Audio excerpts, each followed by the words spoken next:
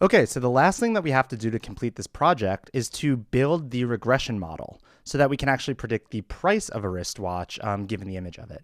So in order to do that, I'm going to go back to my console and I'm going to reboot that instance that we had built the classification model on. Let that load up for a minute, and then I'm going to SSH into the instance.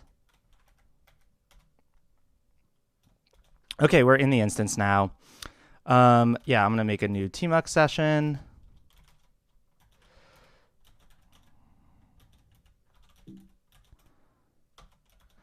Okay, and now I'll cd into the chronoanalyzer project into code, and this is where our classification model lives. So we need to create a new notebook here that is for our regression model. So we'll start up Jupyter Notebook. And it's going to give us this URL to log in locally with the token. So let me open a new Chrome window.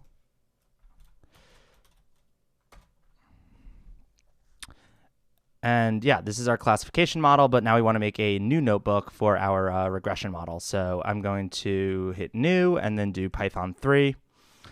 And we are going to call this Chrono24 regression model. And what we're going to try to do first is to create that image data bunch object that the FastAI library needs to train a model. So we'll very quickly, let's import FastAI and the pathlib library. And then we'll import fastai.vision as vision. Yeah, and we'll say that the chrono images path is equal to pathlib.path, and then the path on our file system. So I think it was in home Ubuntu /chronoanalyzer/data was the source of that images. And we can check if we do image list equals vision.image list.from folder chrono images path. And let's just take a look at the first image here. Yeah, so that does work. And then we'll say data is equal to vision, and we'll put this in parens because this is going to be that long declaration. And we'll say vision.imagelist.from folder chrono images path. And if we look at data, we have our image list object. And now we need to perform these manipulations, but we're going to do it slightly differently this time to prepare for the regression model. So we're going to split by random %. So that's going to stay the same. Split by random %.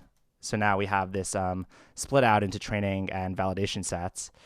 Yeah, and then we want to do that same thing where we label from a regular expression, but the regular expression is going to look slightly different this time. If we look at the actual Unix path for this item, so image list.item0, we'll see that remember we had the brand as the first item, but we actually want to capture the price, which is stored as the last item on this string before the .jpeg. So we just need to identify the match group differently. So we'll say any character that is followed by a slash. And then any character with a hyphen, any character with a hyphen, and then any character with a that then is followed by a .jpeg is the regular expression string, but we want to actually match the group here, which is the last thing after this hyphen. So this will return this number right here. Yeah, but then we want to also pass into this label from regular expression declaration that we want to say that the label class is going to be equal to a vision.floatList. So this is telling the FastAI library that we are labeling these not as categories, which was the default option when we labeled the Gucci earlier, but we want to say that we're labeling these as numbers, or else it's going to think each individual number is an individual category. Yeah, so once we tell it that it's a float list, if we looked at the data now, we'll see that the y-axis, so the x is the image list, those three, those 2 by 10 by 2 by 10 times 3 matrices, and then the y variable is a float list, and these are the values of the images. So yeah, so we'll then do dot transform, and we'll just do the default image transforms, and then dot data bunch to create the data bunch object, and then finally we will normalize from vision.ImageNetStats. Yeah, so now we should have our image data bunch in FastAI This is a Y float list here, and we should be able to look at it if we did. I'm just going to make some new ones of these so that we're not at the bottom all the time. Yeah, and if we did data.showBatch, 3 fig size equals, let's do 6 by 6. Yeah, we'll see that we do get a list of watches, but they're labeled by the actual price of the watch this time, as opposed to the classification of the watch. So next, I'm going to prepare a new learner. So learn equals vision.cnn learner. Data, vision models resnet 34. So notice that the actual learner is the same as the classification model, but what's going to be different is the actual loss function that we use. So learn.lossfunc is going to be equal to vision.mse loss flat. So the loss function is what the model uses to determine how well it did at actually making the prediction. So in this case, whereas classifications, you just want to reduce the errors in classification. With vision.mse loss, I mean, it's going to be slightly different because we're dealing with discrete numbers on a continuum. So it's going to be, chances are it's going to be wrong about everything. It's never going to be exactly correct. But if you're within like a couple dollars of something, that's way, way, way better than if you're $10,000 away. So it's not a binary right-wrong thing. It's a matter of how close you were to getting the right answer. So in this case, MSE stands for mean squared error. And it's just going to look at the actual distance wrong in each prediction. And it's going to square that to, because if you're negative wrong and you're positive wrong, you want that to be the same amount of wrong in this case. And it's just going to try to reduce the error values for the distance away from each prediction. So we're going to use a different loss function. Oh, and I should say that this is loss func, not fun. Yeah, but we're going to use a different loss function, and that's going to actually help predict the regression model. Yeah, so let's just run this and see what happens. So we'll add the metrics equals vision.error rate to our learner, and then let's run learn.fit1 cycle, and we'll just pass in 5 and see what happens. Okay, yeah, so this is done training, and we can see that like the error rate kind of makes no sense because it's always 1, I guess, because in this case, the actual prediction is never exactly right. Given to what the float value is, but we can see that the validation loss is getting lower. Yeah, so let's just see if we can look at some of the results and see if they seem like reasonably accurate. So let's say learn.showResults. Yeah, and you can see that these predictions don't really make a lot of sense, right? You have things that are negative numbers and things that are way, way, way far off, like where it's predicting that a watch that's, $300,000 is $333, and this, Royal Oak is $187. So this model clearly needs to be trained more before it's going to give us anything resembling accuracy. So yeah, I'm just going to try changing this to 20 and just training it more and see if it gets closer. Okay, so that finished training, and we see that the validation loss was getting better over time. And if we do learn.showResults, let's take a look at what that results looks like and see if they seem better. Yeah, and these already look a lot better, right? It was predicting a negative 150 for this. Now it's up to 873.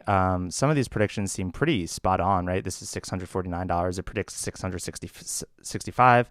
It predicts this AP watch as 1,700, which is closer to the 28,000, but still really, really far away. So I think we would need to train this model a lot more in order to get these numbers more accurate. Like, it's still not that good, it seems like.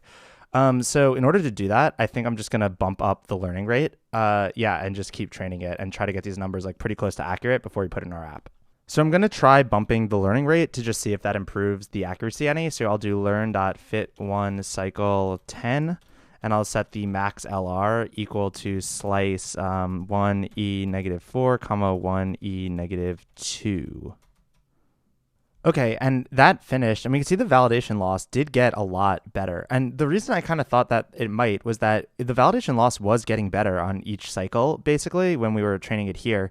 So I thought if we just made the learning rate slightly higher and just kept going with it, it would, and it looks like it did. So let's see learn.showResults and see if we're a little bit closer with some of these guesses. Yeah, we're up to 7,600 on this AP watch, even though it's 28,000. So I still think that this is too low, but it looks like it's trending in the right direction. So I feel like if we just kept training it at the same rate and just kept going with it, it would probably get something close to good results. So I'm going to do that, and then I'll come back, and yeah, we can download this model and deploy it. Okay, so I ran this a couple times and I was able to get the error rate to a little under half of when we started. So it's much better than, when we first started this. And we look at this expensive watch down here. It does look like it's, much closer to where it started. And this one it has, and this one that's also expensive, it seems to be much closer on as well. So these results do look slightly better. So let's go ahead and export this model and save it. Yeah, so I'm going to run learn.export, and we'll call this regression.pkl. And in our terminal now, in that Chrono Analyzer data folder, we should have grep regression. Yeah, and we do have that file. So we can open up a new terminal tab and SCP it down.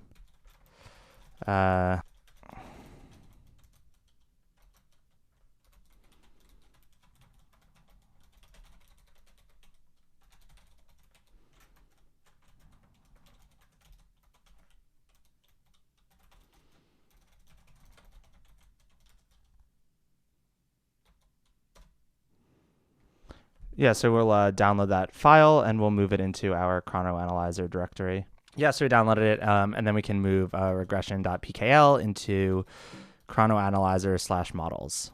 Yeah, and now that we have the model downloaded locally, if we go back into our server code, you can see what we would need to do. We would just need to create another variable, which is the regression model, fastai.loadLearner, /models, and then just call this regression.pkl. Yeah, and then we'll make a prediction here, which is the classifier.prediction, but then we can also make like a price prediction, which is going to be the regression model.predict image that gets passed in. And then we'll return not only the brand predictions, but we'll also return price prediction. And then this will be round float price prediction. And then this is just the destructuring that you would need to do on that to get the actual right value out of it. Yeah, so let's SCP this up to the server and run this so we can see what this actually looks like. Yeah, so I can SSH-I in keys / machine learning server.pem, and this is where my Python code is running. We can cd into Chrono Analyzer and see that, we have this models folder and the server file. So we just need to change these two, honestly. We just need to add the regression model to this models folder, and then we need to add the new server code to the server. So I'm going to make a new tab here, and I'm actually going to split it out on the right here. And yeah, let's just scp-I key, or sorry, yeah, and then let's just say we want to SCP the regression model to Ubuntu at this :/home/Ubuntu. And sorry, you can't see that / Chrono Analyzer /models. Yeah, so that's done. We should see it here if we cd into models. We'll see that we do have that regression model. So now let's just SCP up the server code. So that's in Chrono Analyzer server server.py. So let's just SCP not models regression, but server server.py.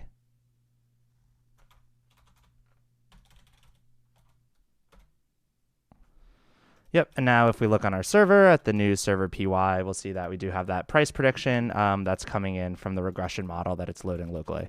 So if we start this server and query it from our UI, we should see the price prediction. Yeah, so we'll run the server now. So first we just need to run the virtual environment. So we'll do source /myappend/bin/activate to open the virtual environment. And then we can run the server with Python 3 server.py. And then, yeah, locally in our UI, let's just run this locally. So it will cd into UI and run, we'll cd back into the master branch or git checkout master and run yarn start.